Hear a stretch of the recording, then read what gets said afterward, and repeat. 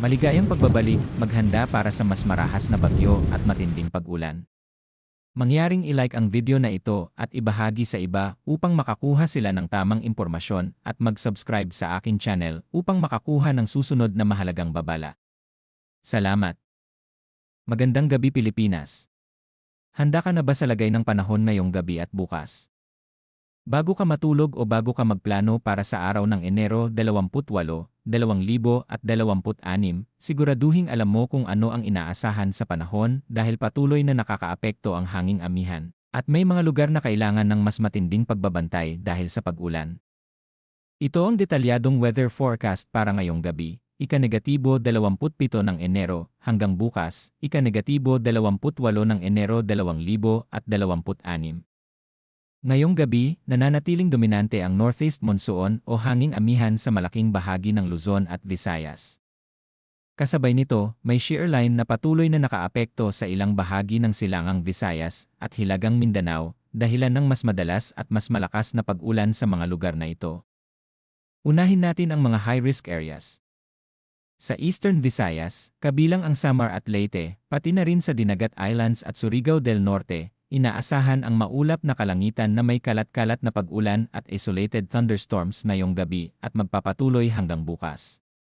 Dulot ito ng shear line. May posibilidad ng katamtaman hanggang paminsan-minsang malalakas na ulan, lalo na sa gabi hanggang madaling araw. Dahil dito, posible ang biglaang pagbaha at pagguho ng lupa, partikular sa mga mabababang lugar at bulubundukin. Kung kayo ay nasa mga lugar na ito, manatiling alerto, lalo na kung tuloy-tuloy ang ulan sa loob ng ilang oras. Samantala, sa Metro Manila, Cagayan Valley, Cordillera Administrative Region, Central Luzon, Calabarzon, Bicol Region, Oriental Mindoro, Marinduque, at Romblon, mararanasan ang maulap na kalangitan na may mahihinang pag-ulan. Ito ay dulot ng hanging amihan. Walang inaasahang malaking epekto, ngunit posibleng magkaroon ng panakanakang ambon, lalo na sa gabi at madaling araw. Para sa mga papasok sa trabaho o eskwela bukas ng umaga, magbaon pa rin ng payong. Sa natitirang bahagi ng Luzon at Visayas, ang kondisyon ng panahon ay bahagyang maulap hanggang maulap na kalangitan na may isolated light rains. Hindi tuloy-tuloy ang ulan, ngunit posible ang biglaang ambon, lalo na sa mga baybayin na direktang tinatamaan ng hanging amihan.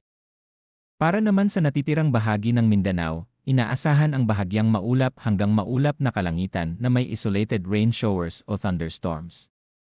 Ang mga pag-ulang ito ay dulot ng localized thunderstorms. Kapag lumakas ang thunderstorm, posibleng makaranas ng biglaang pagbaha o pagguho ng lupa, kaya maging maingat lalo na sa hapon hanggang gabi bukas. Ngayon, dumako tayo sa hangin at kalagayan ng karagatan, mahalagang impormasyon, lalo na para sa mga mangingisda at biyaheng dagat. Sa silangang bahagi ng bansa, kabilang ang silangang Visayas at Mindanao, katamtaman hanggang malakas ang hangin na nagmumula sa hilagang silangan hanggang hilaga. Ang karagatan ay katamtaman hanggang maalon, na may taas ng alon mula 2.1 hanggang 3.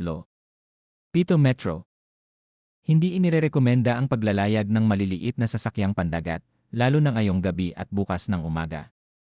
Sa natitirang bahagi ng bansa, katamtaman hanggang malakas din ang hangin mula hilagang silangan hanggang silangan, at ang dagat ay katamtaman hanggang maalon na may taas ng alon mula 1.2 hanggang 2.8 metro. Mag-ingat pa rin ang lahat ng may aktibidad sa dagat.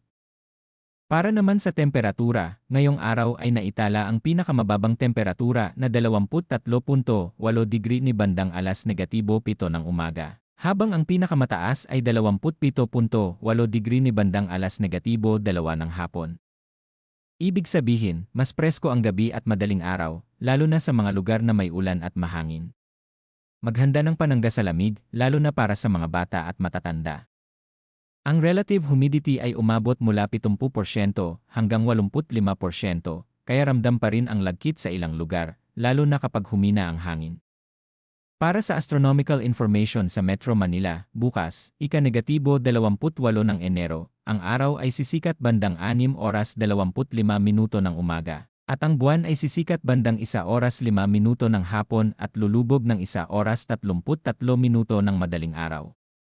Ang liwanag ng buwan ay nasa 75%, kaya medyo maliwanag ang kalangitan sa gabi kung walang makapal na ulap. Sa kabuuan, walang inaasahang bagyo, ngunit huwag maging kampante. Ang hanging amihan at shear line ay kayang magdulot ng matagal na pag-ulan, lalo na sa silangang bahagi ng bansa. Kadalasan, mas mapanganib ang ganitong sitwasyon dahil biglaan ang epekto. Paalala sa lahat, iwasan ang pagtawid sa baha, mag-monitor ng lokal na abiso, ihanda ang mga emergency essentials, at kung nasa flood-prone o landslide-prone areas, maging handa sa agarang paglikas kung kinakailangan.